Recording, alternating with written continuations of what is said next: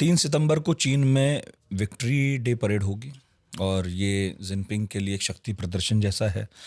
इस victory day parade में वो हथियार भी दिखाई देंगे जिनका भारत के खिलाफ इस्तेमाल हुआ था पाकिस्तान भारत संघर्ष के दौरान।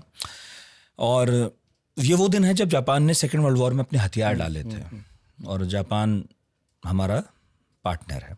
प्रधानमंत्री मोदी एससीओ मीटिंग में जब गए तो जापान से होते हुए गए।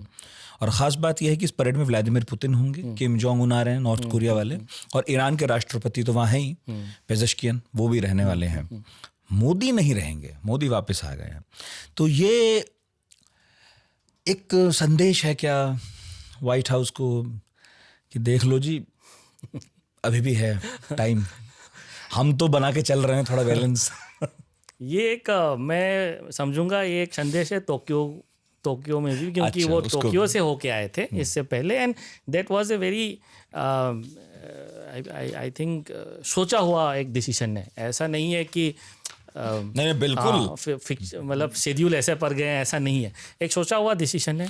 ये बहुत ऐसे बता दूं क्योंकि हमारे बहुत सारे नए दर्शक भी होते हैं जो जियो पॉलिटिक्स की बारीकी नहीं समझते। मैं खुद भी उनमें से एक हूँ, अब तो थोड़ा बहुत समझने लगा हूँ आप जैसे लोगों की संगत में, कि ये बहुत इंपॉर्टेंट है कि कोई नेता किसी देश जा रहा हो तो वो कौन सा रूट लेता है। हाँ बिल्कुल, कहाँ रुक के आया है। जैसे हम बहुत दिन तक ये आग्रह करते रहे और अभी भी करते हैं कि कोई अगर हमारे देश आ रहा है तो पाकिस्तान नहीं जाएगा उस दौरे में, वो पहले अपने देश चला जाए उसके बाद जाए पाकिस्तान, पर ये नहीं होगा क्योंकि हम पाकिस्तान से अलग हैं। हम ये नहीं मानते कि हमारे दोस्तों से हमारे संबंध वैसे ही होंगे जैसे पाकिस्तान से उनके होंगे, फिर हमारे क्या दोस्त हो आप। ये एक्सपेक्टेशन काफ़ी हद तक अमेरिकन प्रेसिडेंट से, राष्ट्रपति लोग से रहे हैं कि आप इंडिया आएंगे तो पाकिस्तान नहीं जाएंगे। भरोसे करते हैं। हाँ, तो भरोसे करते, तो पहले ये होता रहा था जब इंडिया आते तो एक साउथ एशिया टूर बना देते हैं। तो इंडिया का स्तर जैसे जैसे बढ़ा in American calculations also, in global order also, वो काफ़ी मतलब वो रुक गया था।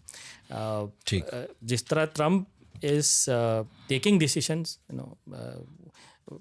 वो डिबेट तो चल रहा है कि किस तरह वो पाकिस्तान के उनका अप्रोच क्या है पाकिस्तान के, परिणाम क्या रहेंगे इसके।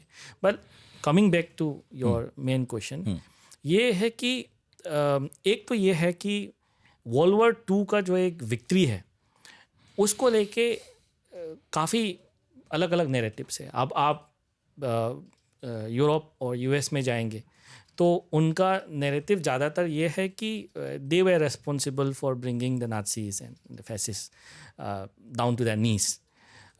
अगर आप चाइना और रूस में जाएंगे तो रूस बोलेंगे कि खून तो हमने दिया है सबसे ज़्यादा, सेना भी हमारी घुसी थी बर्लिन में। तो और चाइना vis-a-vis जापान, राइट। तो एक आप देख सकते हैं कि हिस्ट्री रीटेलिंग जो हम बोल सकते हैं, हिस्ट्री को कैसे हम एक प्रदर्शन करें उसको लेके भी काफ़ी हद तक जियोपॉलिटिक्स और ग्रेट पावर नैरेटिव है कि वर्ल्ड वॉर 2 के हिस्ट्री जो है उसको कैसे दर्शाया जाए।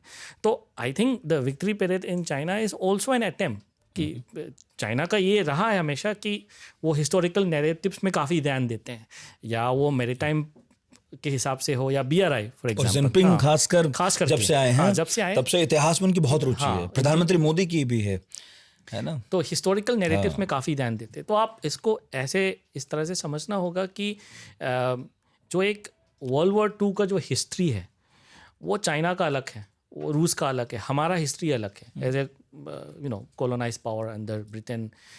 तो उस विक्ट्री पीरियड में हमारा होना या ना होना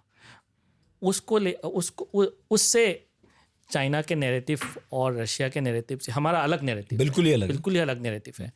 तो प्रधानमंत्री का वहाँ ना होना, मैं तो मानूंगा कि एक बहुत ही मतलब वाइस, एक बहुत ही डेक्सटीरियस डिसीजन है, क्योंकि कुछ हद तक ये भी एक सिग्नलिंग है कि भले हम अमेरिका से नाखुश है कुछ हद तक because of the last 7-8 months, भले ही हम उसको स्ट्रेटेजिक सिग्नलिंग कर रहे हैं कि एक इक्वल पार्टनरशिप ऐसे नहीं होती है, और to a last extent in the meta narrative हम ये भी सिग्नलिंग कर रहे हैं कि जो एक वेस्टर्न डोमिनेटेड जो एक वर्ल्ड ऑर्डर था काफ़ी हद तक वो बदल चुकी है।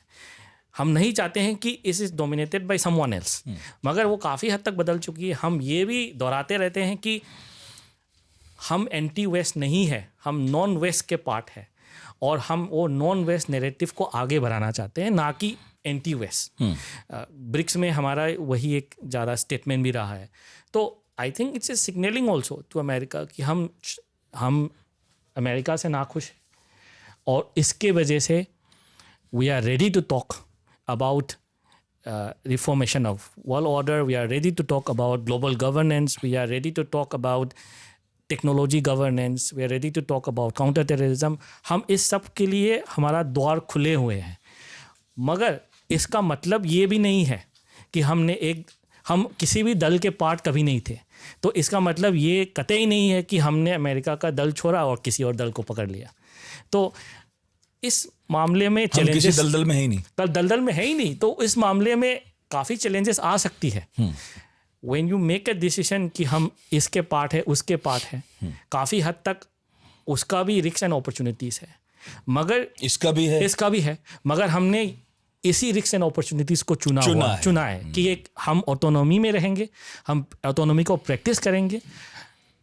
इसका जो परिणाम होगा हम we are ready to go through it.